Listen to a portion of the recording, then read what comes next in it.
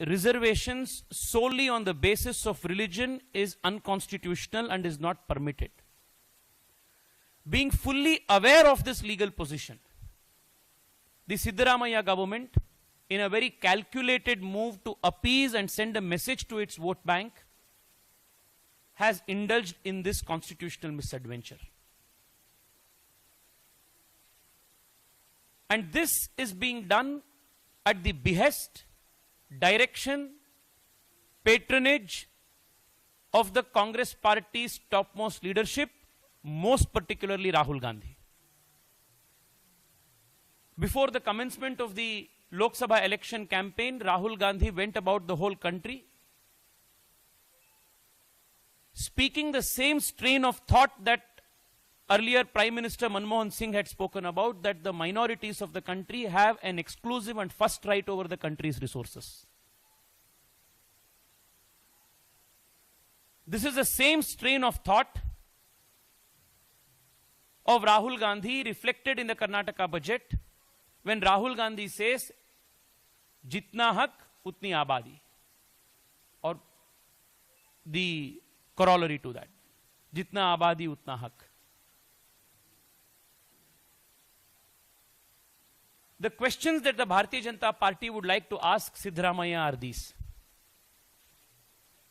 You claim to be a practitioner of secularism. Is this the brand of secularism that the Constitution of India and Baba Saheb Ambedkar envisaged for the country, where benefits of reservations are taken away from SC/STs and given over to minority Muslims? You claim to be a champion, a self-proclaimed champion of Ambedkar and the welfare of backward classes.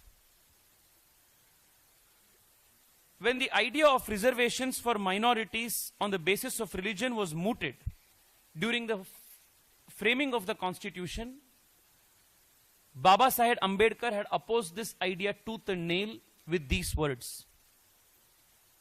In 1949, while discussing this very idea, Ambedkar had said on the floor of the Constituent Assembly that the reservation of seats for religious minorities on the basis of religion is a fatal dose for the country.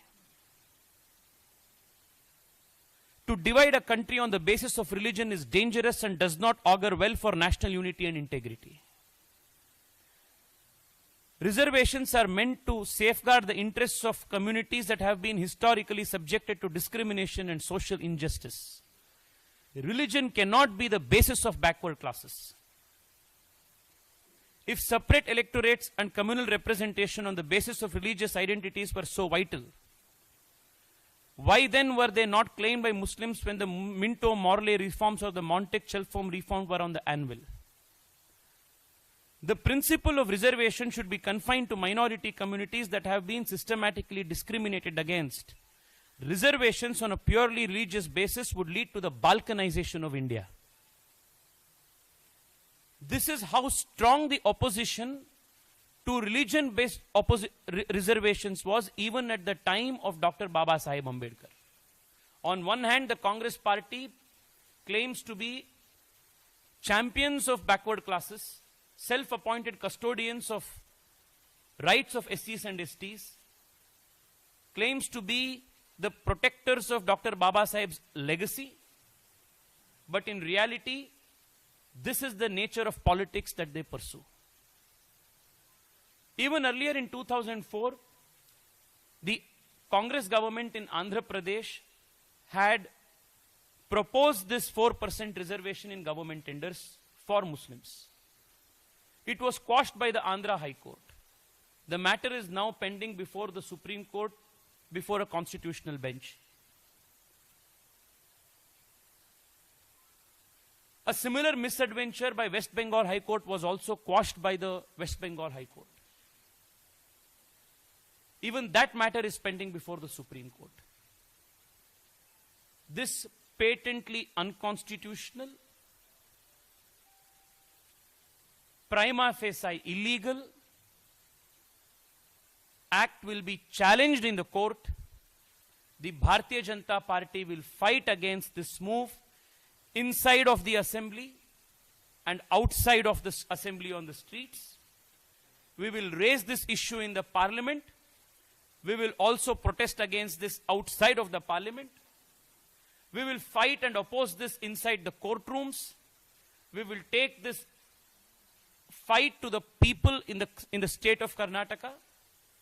And until and unless this unconstitutional move will be rolled back, the Bharatiya Janata Party's fight will continue.